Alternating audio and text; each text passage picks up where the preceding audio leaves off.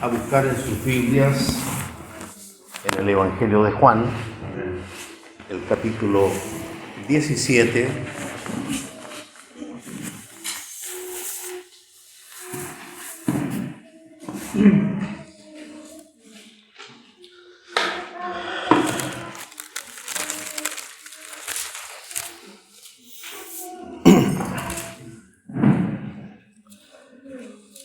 Quizás todos recordaremos, allá se dice que es el versículo más conocido de la Escritura, no sé acá, que es Juan 3:16. Juan 3:16 dice que de tal manera amó Dios al mundo, que ha dado a su Hijo unigénito, para que todo aquel que en Él cree no se pierda, mas tenga vida eterna. Y ese no se pierda tiene que ver con no se desvíe, no se extravíe. El Señor Jesús dijo: nadie viene al Padre sino por mí. Entonces el asunto es centrarnos en Él, porque Él es el camino. No hay otro medio. No hay otra persona. Por eso digo, no se extravíe, porque uno, el profeta Isaías decía en capítulo 35, versículo 8, dice que el que anduviere por este camino, por torpe que sea, no se extraviará. Entonces ya no depende de nuestra inteligencia, no depende de nuestras capacidades, sino de obedecer a aquel que es el gran pastor de las ovejas. Amén. Y aquí en Juan capítulo 17 dice el versículo 3, y esta es la vida eterna. Entonces, para que tengan vida eterna, Juan 3:16, para que tengan vida eterna. ¿Y qué es la vida eterna? Aquí está la respuesta. ¿Y qué es la vida eterna? Que te conozcan a ti, el único Dios verdadero, y a Jesucristo a quien has enviado. De tal manera que el Señor aquí está orando por los discípulos y por todos los que habían de creer en Él por la palabra de ellos. Lo que creo nos incluye. Y gracias al Señor por ello. Pero esta oración, esta intercesión del Señor ante el Padre, está diciendo: Padre, que te conozcan a ti. La voluntad de Dios es que nosotros podamos conocerlo. Pero quizás el problema viene de que a veces uno piensa que ya le conoce. Y cuando uno cree que tiene algo, no lo busca, porque cree que lo tiene. Uno busca lo que sabe que no tiene. Pero si yo creo que lo tengo, no va a ser en mí una prioridad, no va a ser en mí una necesidad de buscarlo. Y hay una palabra, como nuestra costumbre es escudriñar bastante las Escrituras, le voy a invitar a Mateo, capítulo 11.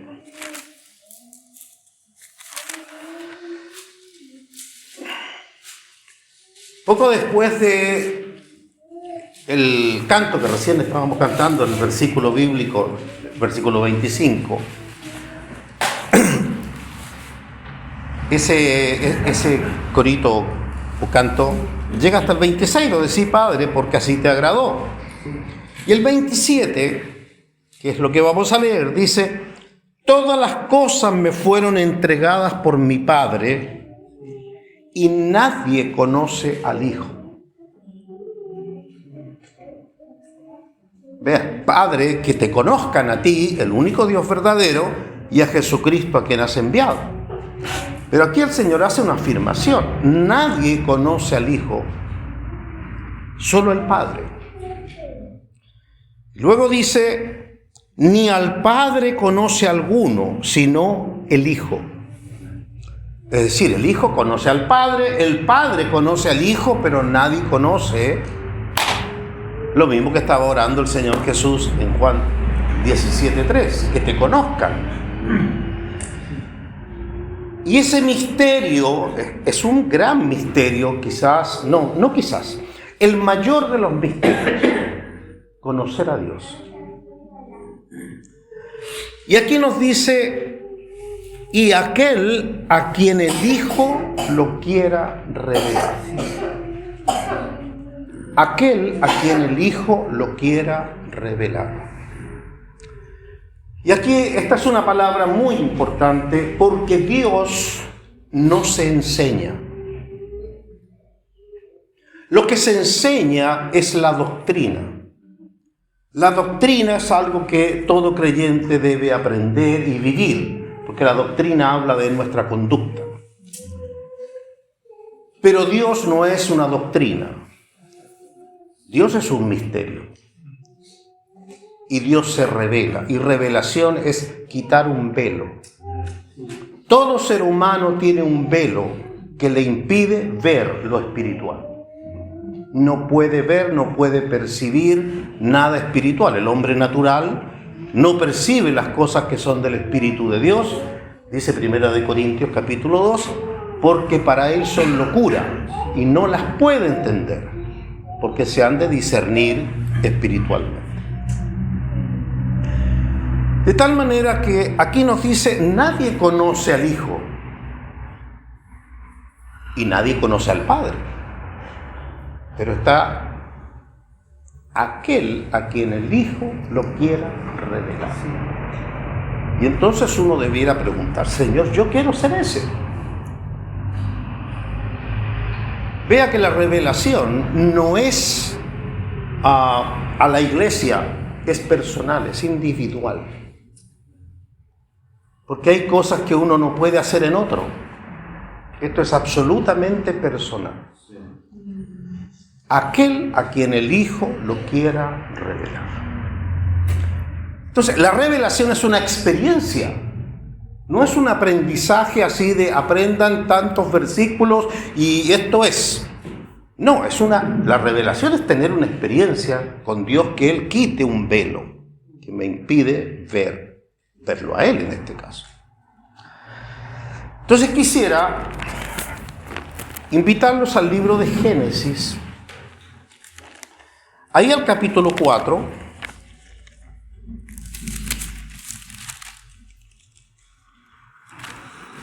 para poder precisar bien cuál es el sentido de la palabra conocer. Conocer a Dios. Nadie conoce al Hijo, solo el Padre. Nadie conoce al Padre, sino el Hijo. Conocer. Ustedes saben que la Escritura nos narra en el capítulo 2 de este libro de Génesis que Dios creó al hombre del polvo de la tierra, lo puso a trabajar en el huerto de Edén y luego dijo Dios, no es bueno que el hombre esté solo, le haré ayuda idónea para él, y hizo a la mujer. Cuando Adán la vio, dijo, esta será llamada varona porque del varón fue tomada, etc. Estaban en el huerto. ¿La conocía? Fíjese en eso porque es muy importante entender el significado de la palabra conocer. Los echaron del huerto después de la desobediencia y en el capítulo 4, versículo 1, ¿qué dice allí? Conoció Adán a su mujer Eva. ¿Cómo es eso? ¿Recién se la presentaron? No. La palabra conocer significa intimidad sexual. No es un conocer superficial, no es un conocerse así como, por ejemplo, nosotros nos conocemos. No, es conocer íntimamente. Y usted verá que los pasajes que vamos a leer aquí en Génesis todos están ligados a tener hijos. Fíjense. Conoció Adán a su mujer Eva, la cual concibió y dio a luz a Caín. Y dijo, por voluntad de Jehová he adquirido varón. Si van al versículo 17 del mismo capítulo.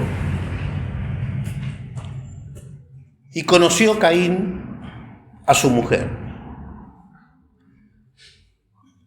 Muchos han usado este versículo para decir que Caín ya había sido expulsado, era errante en la tierra y que en otro lugar conoció a su mujer. Como que la conoció así. No, conoció a su mujer, la cual concibió y dio a luz a Enoc. Vea que ¿a qué se refiere conocer? Tener intimidad. Versículo 25.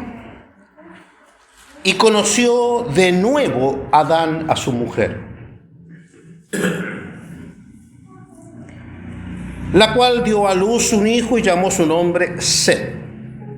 Porque Dios, dijo ella, me ha sustituido otro hijo en lugar de Abel, a quien mató Caín. Y verá que el término conocer se refiere a no un conocimiento superficial. Nosotros aquí, por ejemplo, disculpen el ejemplo, no quiero meterme en nada peligroso, pero ustedes conocen que el presidente de Argentina es el señor Fernández. Ya, una cosa es saber eso, pero eso no es conocerlo, en los términos que estamos hablando bíblicamente. Entonces podemos decir, nadie conoce al señor Fernández. Su esposa lo conoce. No sé si es casado. Supongo. Ya. ¿Me entienden? Cuando hablamos de conocer a Dios, no hablamos de saber que hay Dios. Es conocerlo a Él. Si me acompañan, por favor, al libro del profeta Isaías.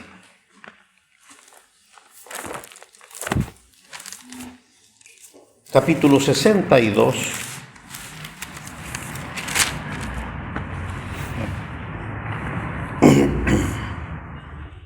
Principalmente aquí es la parte B del versículo, pero lo voy a leer completo. En el versículo 5 del capítulo 62.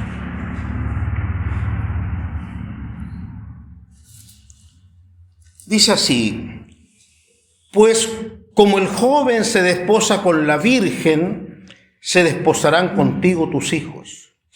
Y como el gozo del esposo con la esposa, así se gozará contigo el Dios tuyo. Vea cómo compara la relación íntima del esposo con la esposa a la relación que tiene el creyente con su Dios. Amén. Una intimidad. Dios quiere intimidad con su pueblo. Cercanía.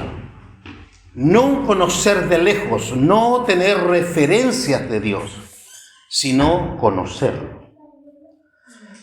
Y hay algo que el pueblo, fíjese, vamos a ir saltando al libro del profeta Oseas, por favor.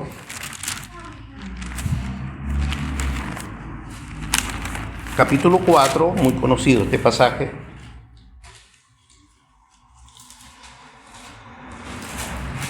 Oseas, capítulo 4, el versículo 6.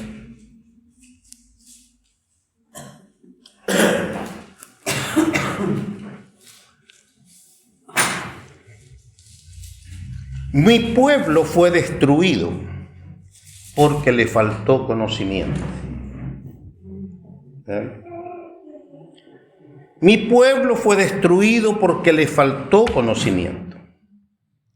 ¿Pero por qué le faltó conocimiento? Porque el pueblo no tiene interés en conocer.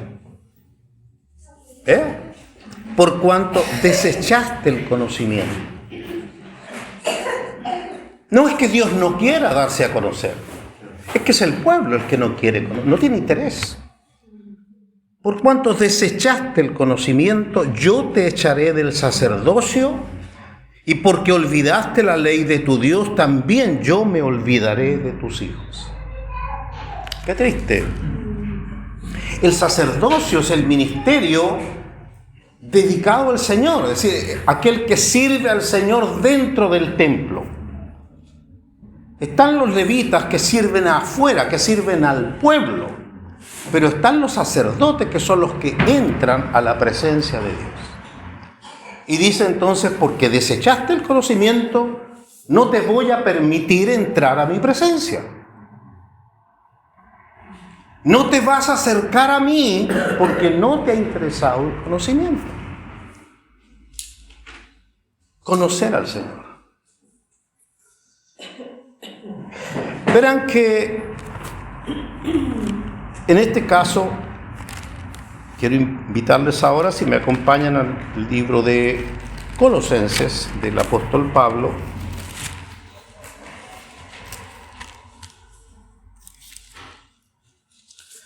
En el capítulo 2.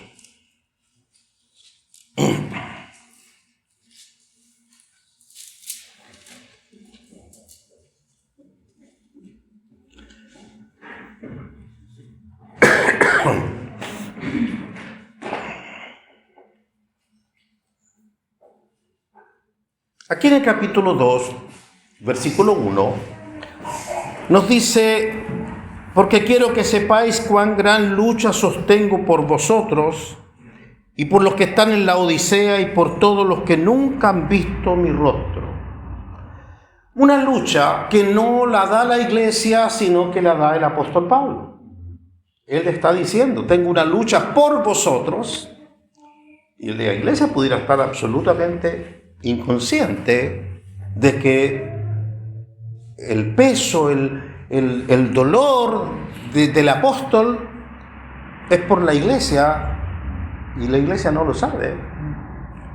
Y dice, lo vuelvo a leer: quiero que sepáis cuán gran lucha sostengo por vosotros y por los que están en la Odisea y por todos los que están en Argentina, porque no hemos visto su rostro.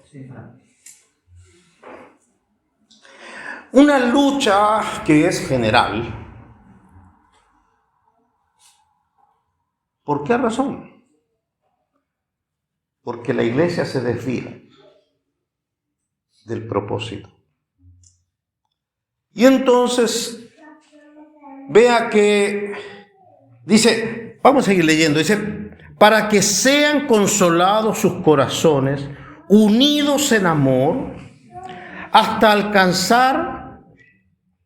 Esto les decía, esto es lo más grande que hay, lo más precioso que hay, pero no se ve ese interés en los corazones del pueblo.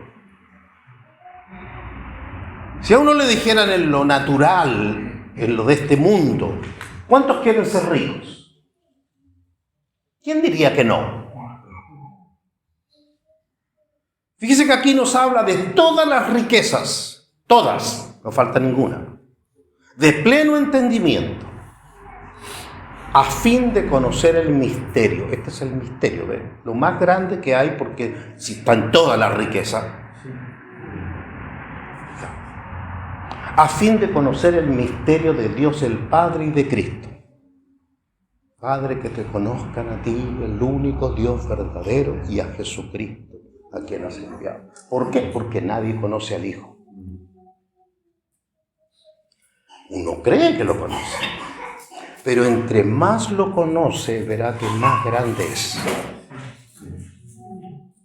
Entre más se acerca a Él, más glorioso es.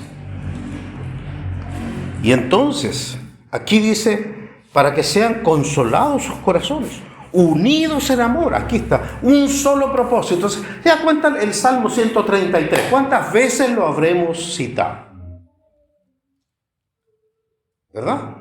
Mirad cuán bueno y cuán delicioso es habitar los hermanos juntos, pero esa armonía tiene un propósito. Es ir en una dirección. Es decir, estamos todos de acuerdo, Pero, ¿de acuerdo en qué?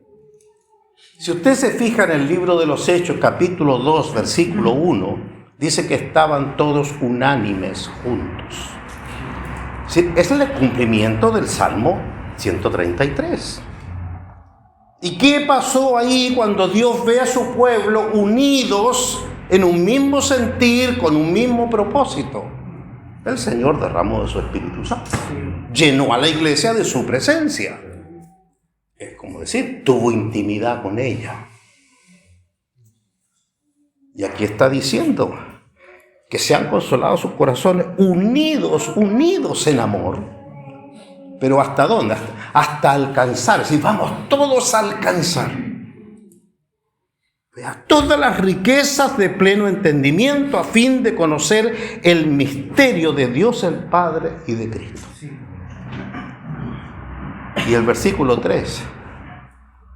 ¿En quién están? En ese misterio están todos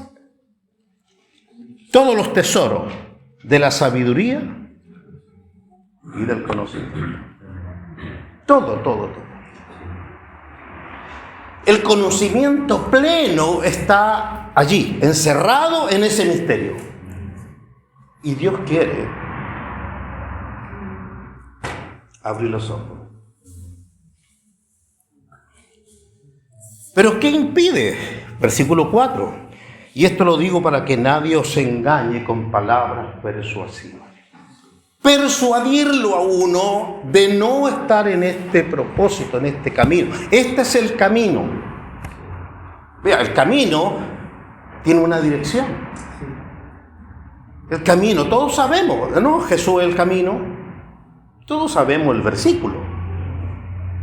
Pero vea cómo la iglesia está entretenida en distintas cosas, distintos propósitos. Que yo hago esto, que el Señor me dio este otro ministerio, que, en fin, ¿para qué entrar en detalles?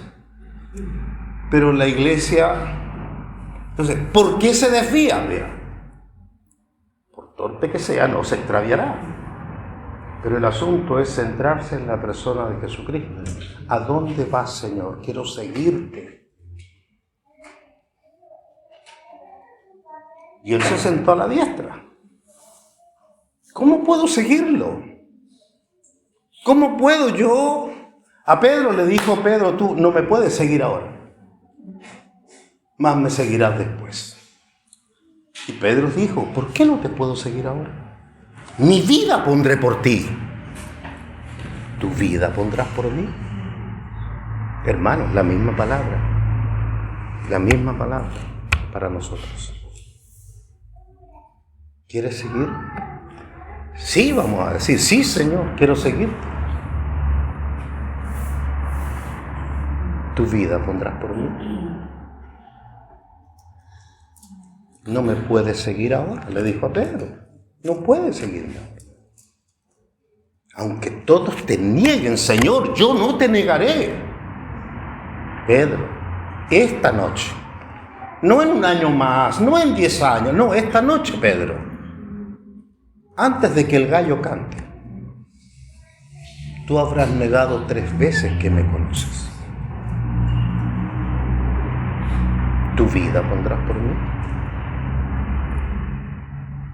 ¿Qué impide conocer a Dios? Y aquí principalmente quiero decirles, hay 4 cosas que por lo menos lo que el Señor me ha mostrado. En Mateo capítulo 5, versículo 8, no tienen que buscarlo, pero si quieren lo buscan. Ahí dice el Señor, bienaventurados los de limpio corazón, porque ellos verán a Dios. ¿Sí? ¿Quiénes van a ver a Dios? Ver implica que se les quitó el velo. Bien, ¿quiénes van a ver a Dios? Los de limpio corazón. Entonces yo debo deducir de ese pasaje que si yo no puedo ver a Dios es porque mi corazón no está limpio. Así de sencillo, no es complicado entenderlo. Si yo no he podido ver a Dios es porque mi corazón no está limpio. Y a eso vino el Señor, a lavarnos el corazón.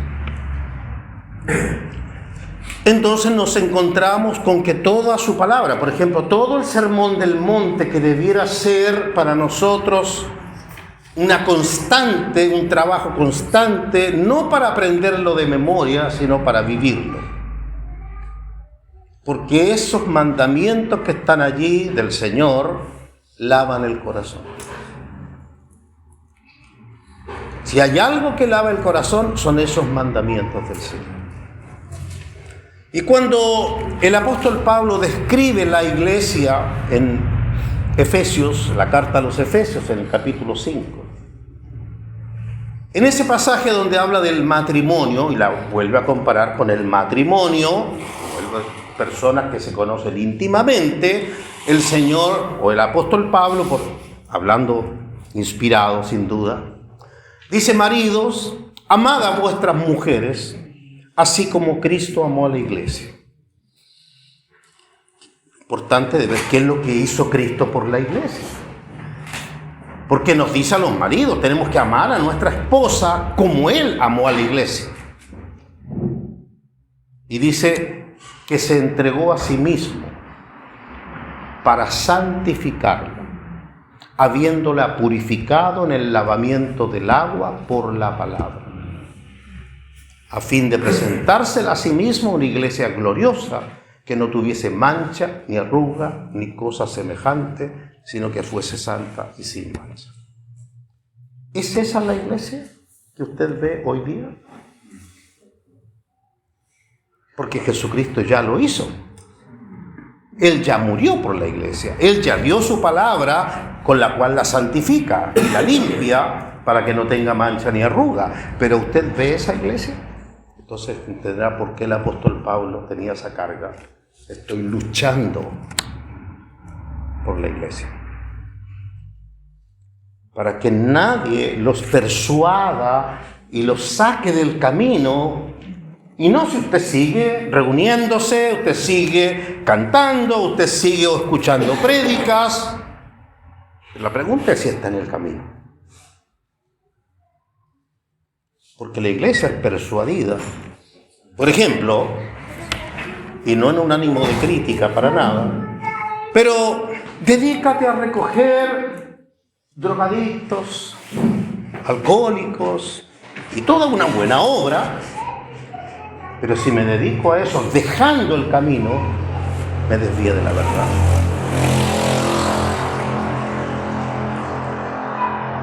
En fin, dedícate a evangelizar y sale a las calles, a las campañas, gana almas, y si me dedico a eso, dejando el camino, me desvío del camino.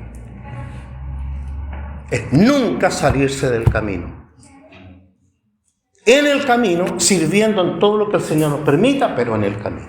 Que nada me saque del camino. Entonces nos encontramos con, les decía, 4 cosas que me separan de Dios. Ya que estamos en Colosenses, por favor, les invito al capítulo 3. Lo primero, lo más visible, lo que cualquiera entiende, los grandes pecados. Los pecados de la carne, los pecados. Cualquiera entiende lo que voy a leer aquí. Capítulo 3 les dije. Versículo 5. Haced morir, pues, lo terrenal en vosotros. Fornicación.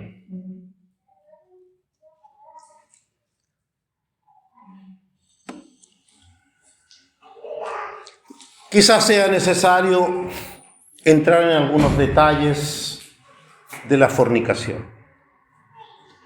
Porque generalmente lo que se sabe de la fornicación es hablar de sexo en el tiempo de soltería, por decirlo, siendo soltero. Bueno, la fornicación es mucho más que eso. Y le aseguro que mucho pueblo de Dios practica la fornicación sin saberlo. Por eso no quiero pasar por alto solamente decir, haced morir pues lo terrenal en vosotros. ¿A quién le está diciendo eso? A la iglesia. Le Esta es una carta a la iglesia y le dice, hagan morir la fornicación. Así que después vamos a agregar que dice, haced morir la impureza, las pasiones desordenadas, los malos deseos, la avaricia, que es idolatría. Bueno, el que practica estas cosas, hermanos, no es salvo. Dice, las cosas por las cuales la ira de Dios viene sobre los hijos que desobedecen, es decir, los que no obedecen. Es decir, el que practica estas cosas, hermanos, no se va a ir con el Señor. Pero volvamos a la fornicación. El Señor dijo que la fornicación es el único motivo por el cual es lícito el divorcio. Entonces, ¿qué será aquello que es tan grave? Que pueden haber problemas en el matrimonio de mal carácter, en fin, tener problemas de ese tipo, ¿no? Ninguna de esas cosas es lícito pensar, me voy a separar. No es lícito. El Señor mandó, no se separe de su mujer, que la mujer no abandone a su marido. Pero el Señor dijo, salvo por causa de fornicación. Por lo tanto, la palabra en 1 Corintios capítulo 6, versículo 18 dice, huid de la fornicación. Cualquier otro pecado que el hombre cometa está fuera del cuerpo, pero el que fornica contra su propio cuerpo peca. Y por lo tanto, es un pecado al cual hay que prestarle atención. Les decía, vamos, un breve vistazo a esto. Dice el capítulo 13 de la carta a los Hebreos.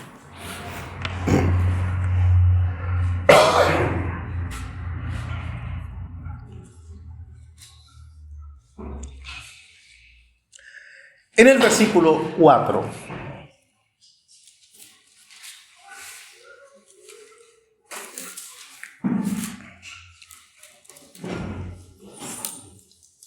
amén.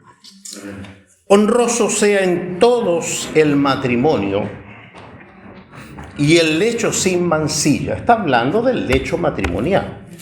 Que el lecho matrimonial no tenga mancha.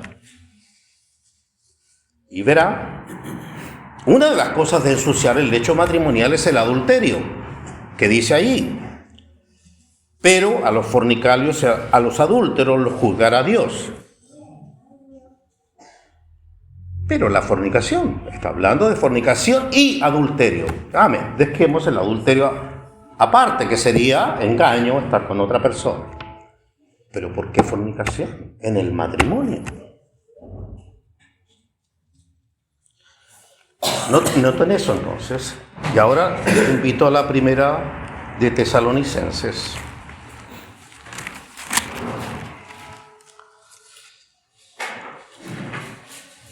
Capítulo 4.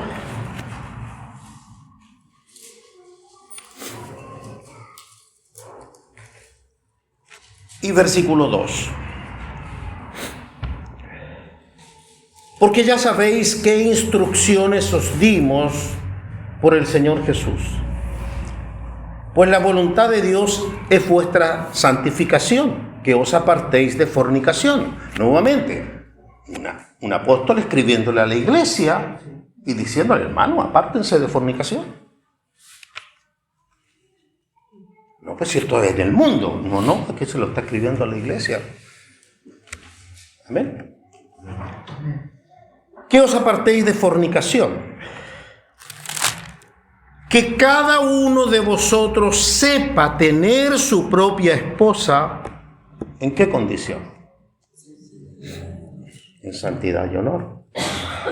No en pasión de concupiscencia. La palabra pasión en la Escritura siempre será negativa. Uno piensa que la pasión es como la amo con pasión o apasionadamente. La palabra pasión es pecaminosa. La pasión enceguece al hombre. El amor no es ciego. Dios es amor. Y dice pasiones. La palabra nos habla de Santiago, ¿de dónde vienen las guerras y los pleitos entre vosotros? ¿No es de vuestras pasiones que batallan contra el alma? La pasión nunca es positiva. Y aquí dice, entonces, que cada uno de vosotros sepa tener su propia esposa en santidad y honor, no en pasión de concupiscencia, como los gentiles que no conocen a Dios. Es decir, el mundo tiene un tipo de relaciones íntimas que no tienen freno, que se entregan a pasiones desordenadas, que se alimentan de pornografía, inmundicia, y la practican después con su esposa. Y dice, no así, ustedes no como el mundo. Vean, no en pasión de concupiscencia como los gentiles que no conocen a Dios. Amén. Vamos a otro pasaje en Romanos capítulo 1. Y verán cómo la Escritura habla de estas cosas.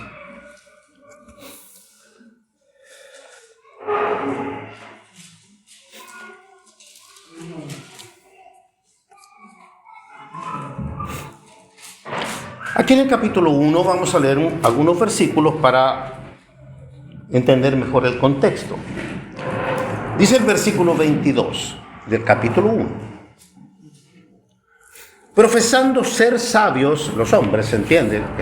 Todo el género humano, profesando ser sabios se hicieron necios y cambiaron la gloria del Dios incorruptible en semejanza de imagen de hombre corruptible, de aves, de cuadrúpedos y de reptiles. Por lo cual también Dios los entregó a la inmundicia en la concupiscencia de sus corazones, de modo que honroso sea en todos el matrimonio. Acá lo contrario, deshonraron entre sí sus propios cuerpos. El cuerpo es templo del Espíritu Santo.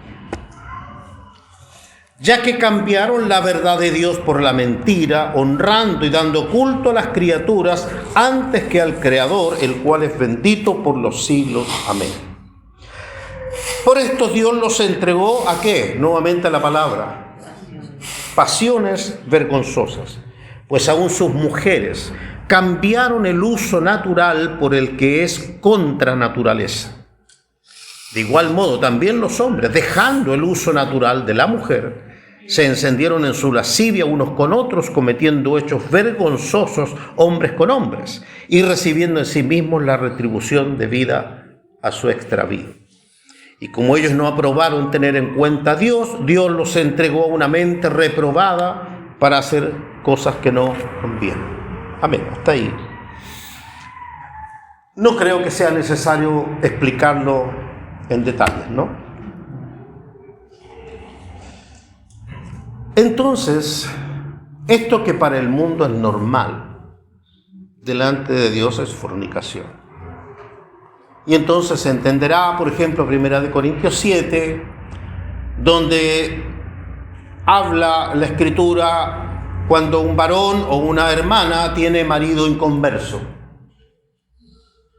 Si un varón o una hermana tiene marido inconverso y para mantener el matrimonio ella tiene que aceptar fornicar, entonces verá por qué dice ahí, si la hermana tiene marido inconverso, dice no lo abandone. Pero si él consiente en vivir con ella, no lo abandone. Tiene que consentir. ¿Por qué? Porque él tiene que consentir, el incrédulo tiene que consentir que el creyente es santo y que con él no va a haber fornicación. Entonces, si no quiere consentir, que se vaya. Y dice ahí, porque no está el hermano o la hermana sujeto a servidumbre en semejante caso, sino que a paz nos llamó el Señor. 1 Corintios, desde el capítulo 5 al capítulo 7, habla de la fornicación. Desde el varón que estaba fornicando con la mujer de su padre en el capítulo 5, el capítulo 6, lo que les cité poquito tiempo antes, huid de la fornicación. Cualquier otro pecado que el hombre cometa está fuera del cuerpo.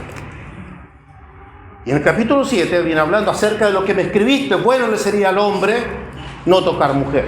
Pero a causa de las fornicaciones, cada uno tenga su propia mujer y cada una tenga su propio marido. Y sigue desarrollando el tema acerca de evitar la fornicación. Y entonces ahí, desde el versículo 12, comienza a hablar de los hermanos que tienen cónyuge inconverso. Y entonces, es como decir, yo soy santo, y si mi esposa quiere fornicar, se va a frustrar porque no va a haber fornicación. Entonces viene la amenaza, me voy a buscar otro, me voy a buscar a otra. Y muchas veces por querer salvar el matrimonio se concede los deseos pasionales y se cae en fornicación. Un último ejemplo importante de conocer en la ley, Levítico, por favor, 18.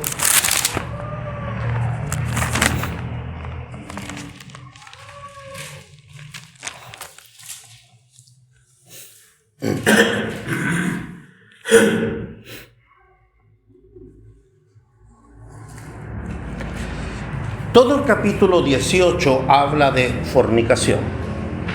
No aparece la palabra fornicación, pero todo el capítulo, la palabra fornicación viene del griego y por eso no aparece, porque esto está escrito en hebreo, traducido del hebreo. Pero bueno, sería entender de todas maneras,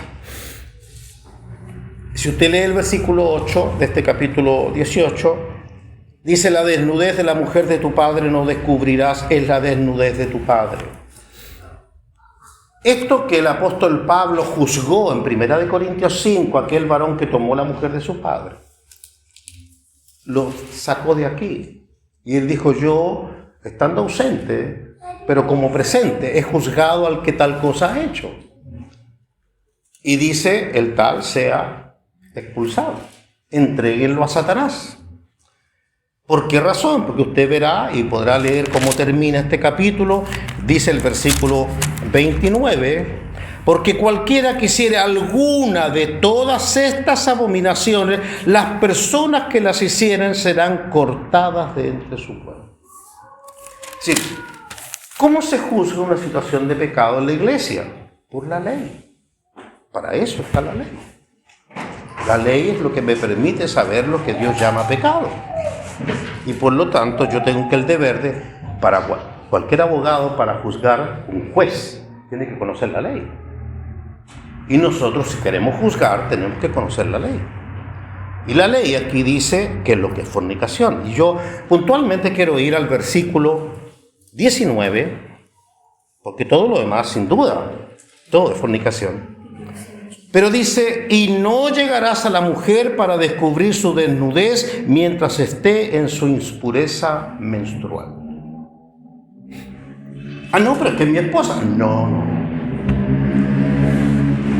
Les voy a contar que hace varios años atrás, compartiendo esta palabra, fue justamente aquí en Argentina. Una hermana después se me acercó y me comentó lo siguiente. Me dijo: ¿sabe que yo trabajo para como, no sé cómo se dice aquí, empleada doméstica? Sí. Ya. Para un matrimonio judío. Y ahora entiendo, me dijo, por qué mi patrona, cuando está en su periodo, se va a acostar a otro dormitorio. Claro, los judíos lo hacen, lo practican. Pero generalmente nosotros los gentiles no conocemos estas cosas. Y entonces vea todo lo que implica la palabra fornicación. Entonces uno lee lo que estábamos leyendo, ¿hay fornicación? Recuerdan que este es un paréntesis, estábamos en Colosenses capítulo 3. Y ahí dice: haced morir pues lo terrenal en vosotros. Lo primero, fornicación. Estoy volviendo ahí a Colosenses, por favor. Entonces vean que hay bastante que decir de una simple palabra que está aquí, que nos dice: haced morir la fornicación en vosotros. ¿Qué me impide conocer a Dios? El pecado. Y si hay pecado en el corazón, obviamente Dios no se va a acercar a mí, porque Él es santo, santo, santo. Él no tiene relación con el pecado. Por esa causa envió a su Hijo a morir en una cruz para pagar nuestro pecado. para limpiarnos de todo pecado. Pero el problema es cuando no sabemos qué cosa es pecado. Entonces, Colosenses capítulo 3, versículo 5. Haced morir pues lo terrenal en vosotros: fornicación, impureza, pasiones desordenadas, malos deseos y avaricia, que es idolatría. Todas estas cosas deben morir de nuestro corazón. Cosas por las cuales, vean, si yo tengo estas prácticas, estas costumbres, la ira de Dios está sobre mi vida. Dios está irado conmigo si yo practico. Si esta es mi forma de vivir. Amén. Dice, en las cuales vosotros también anduvisteis en otro tiempo, cuando vivíais en ellas. Por lo tanto, está hablando, sí, esto es lo que, así llegaron ustedes a Cristo, llegaron con pecados. Ya, pero ahora el Señor está lavando a su iglesia. ¿Ve? Con su palabra Él viene lavando nuestro corazón. Y ahora dice, versículo 8. Esta es la segunda asunto a lo cual muchas veces no le damos importancia. Pero ahora dejad también vosotros todas estas cosas. Y vea, estos son los llamados pecados pequeños. Y le pregunto, ¿alguna vez ha pensado o ha dicho, bueno, pero nadie es perfecto? Así uno se justifica. ¿Ha visto a alguien perfecto? Y entonces, ¿qué se puede esperar de mí? Yo voy a cometer errores, yo me voy a caer. Y entonces aprendemos a convivir con los pecados que llamamos, sí, pero una mentirita así chiquitita. Las mentiritas piadosas. Y nos justificamos. Hermanos, dice, ira, enojo, ¿es bueno para enojarse? ¿Buena para enojarse? Cae en ira rápidamente. Malicia, blasfemia, palabras deshonestas de vuestra boca, como groserías, por ejemplo. Luego, no mintáis los unos a los otros, habiéndoos despojado del viejo hombre con sus hechos. Por lo tanto, si yo entiendo que me quiero acercar a Dios y no estoy dispuesto a desechar todo esto, no me voy a acercar a Dios aunque vaya a la iglesia, cante coritos, diga lo que diga, haga oraciones, ayuno, todo. Si no renuncio a ese pecado, no me voy a acercar al Señor.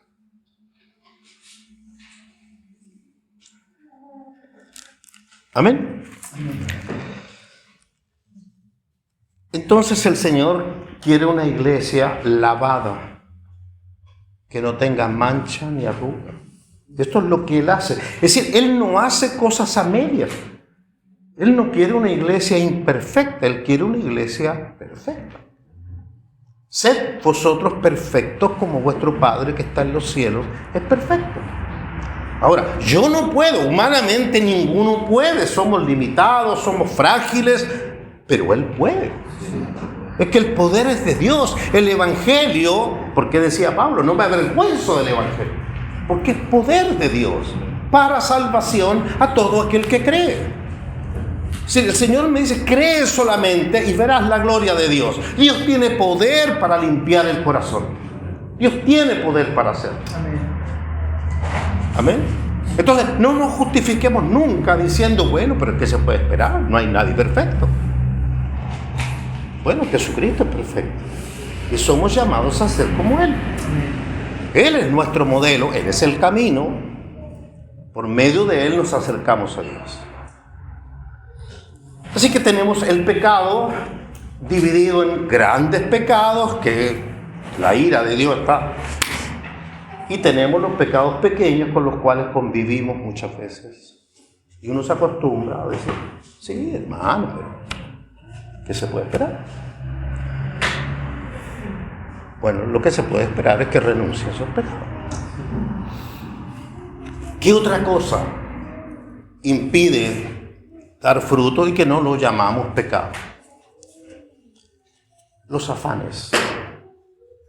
Una vida afanada.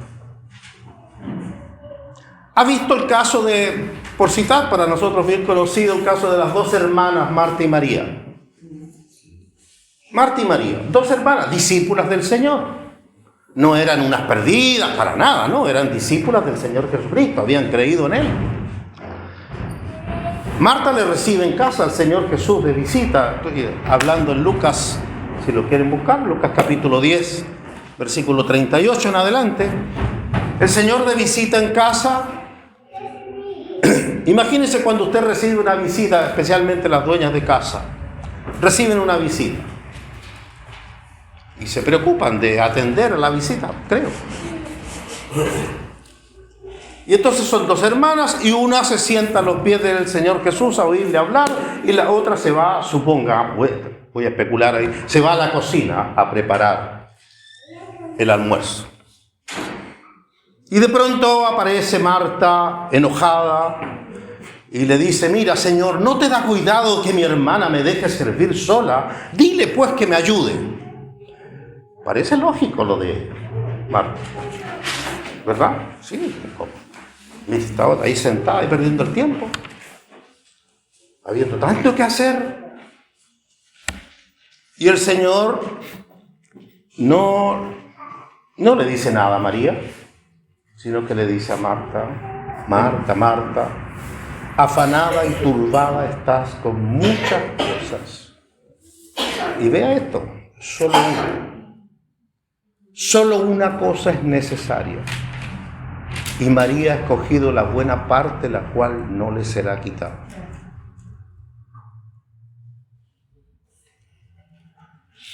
Afán. El ocuparse de tantas cosas que uno pierde la única importante. ¿Qué decía Eclesiastés? Vanidades, vanidades, todo, pero hermano, todo. Sí. Hoy día diríamos todo, toda y todes. Todo es vanidad, todo es vanidad. Termina el libro diciendo: no hay fin de hacer muchos libros, en mucho estudio y fatiga de la carne. Teme a Dios y guarda sus mandamientos, porque esto es el todo del hombre. No, pero que Salomón, me construí palacios, me construí jardines, planté huertos, me hice estanques para regar los huertos, me hice de esclavos y esclavas, tuve cantores y cantores, todo lo que vino a mi corazón, todo lo hice, para terminar diciendo: y todo era vanidad y aflicción de espíritu y sin provecho debajo del sol. ¿En qué estamos dedicando nuestra vida, nuestro tiempo? ¿Cuántas cosas tenemos en el corazón? Si usted lee la parábola del sembrador, el tercer ejemplo: crecieron los espinos y ahogaron la palabra y no dio fruto. Y eso habla de los afanes de este siglo. Cosas que uno podría decir: no, pero es un hermano muy ocupado, cierta virtud tiene, pero está perdiendo lo más importante, o lo único importante. ¿Por qué no nos podemos acercar a Dios en muchas vidas? Es por los afanes. ¿Qué ocupa? ¿De qué está lleno mi corazón? ¿Por qué no hay lugar para la palabra de Dios? Porque tengo otras cosas. Son los afanes.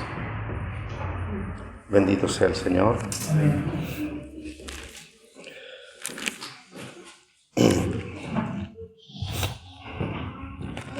Y en el mismo Colosenses, por favor.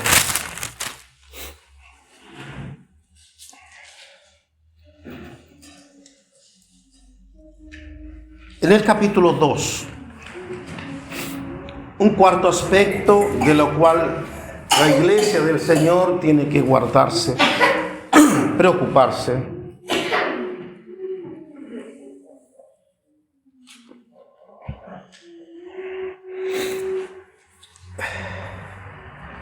El versículo 8, capítulo 2, versículo 8.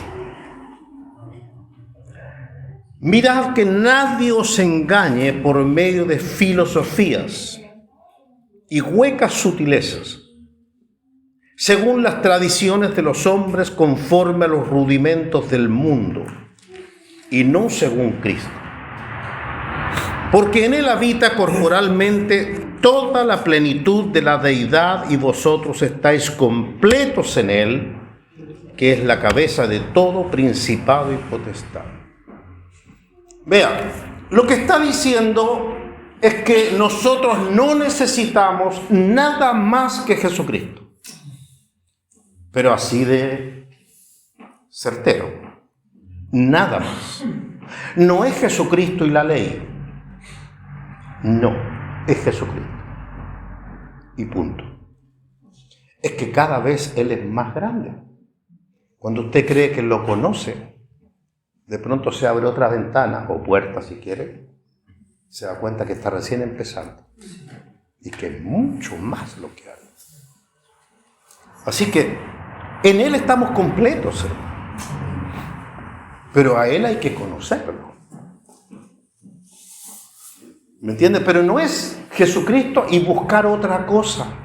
Pero ¿qué pasa con las tradiciones? Es que esto está tan arraigado en el corazón de los seres humanos, las tradiciones. Y que de pronto por las tradiciones se mezcla la palabra de Dios con las cosas de los hombres. Dice filosofías y huecas sutiles, algo sutil, algo... Mire, el engaño nunca entra como diciendo yo soy engaño. El engaño se parece a la verdad. Les voy a poner un solo ejemplo del engaño, pero sé que estas cosas duelen el corazón. La Navidad. La Navidad es una sutileza. Usted siempre pregúntese frente a cualquier cosa que le digan, ¿dónde está escrito? Si es de Dios, tiene que estar escrito. Si no está escrito, no es de Dios.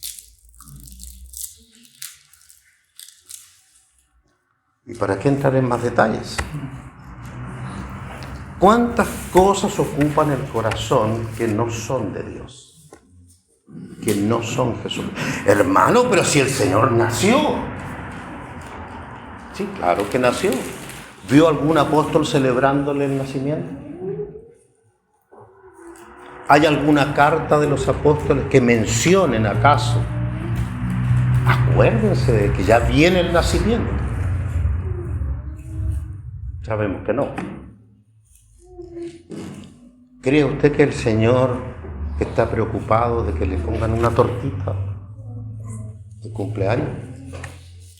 ¿Cumplirá años el Eterno?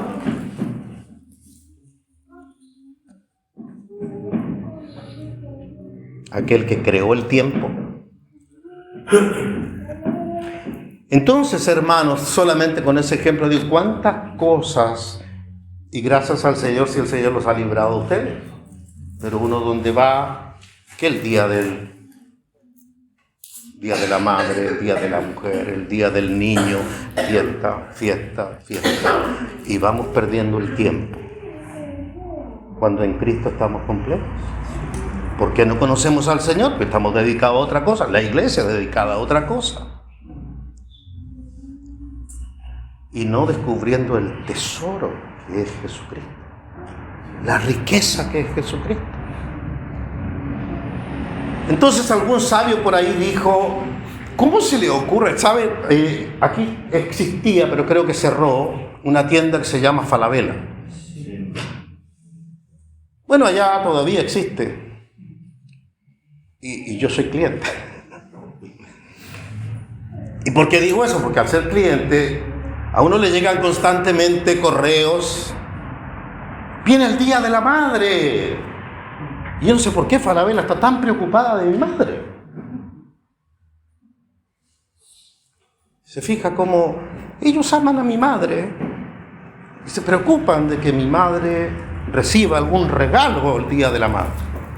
Entonces nosotros se lo tenemos, venga. Bueno, el mundo va ahí, pues, los mueven por los sentimientos. Entonces alguien dijo, deje toda esa vanidad, hermano, ¿cómo se le ocurre? Vaya, denle un beso a su madre, abrácela si quiere. Pero esas vanidades déjelas para el Día del Padre. ¿Cuántos dicen amén? Y ya vienen estos días. Hermano, todo ese tipo de cosas. Hay agencias de publicidad que se dedican a esto. Es decir, los contrata, por ejemplo, Falabella. Oiga, necesito vender más. Entonces vamos a inventar otro día. Inventan un día para tocar los sentimientos de la gente y que la gente vaya a comprar. Pero el Señor nos libra de eso, hermano. Nos libra el Señor de todas estas cosas que el mundo usa, sutilezas. No, el Señor nos manda, honra a tu padre y a tu madre para que te vaya bien. Honra, preocúpate, bendícelo, apóyalo, ayúdalo. Pero no de esa forma. Y no un día al año. Todos los días. Hermano, si nos dejamos lavar el corazón, Dios se revelará a nuestro corazón. Porque esa es su voluntad. No es que nosotros estemos tratando. No, Él es el que está diciendo, Padre, que te conozcan a ti. El único Dios verdadero. Gracias al Señor. Gracias, amados hermanos, por este tiempo. Señor, nos bendiga a todos. Estemos siempre en el camino. Que nada nos saque del camino. Amén. Amén, amén.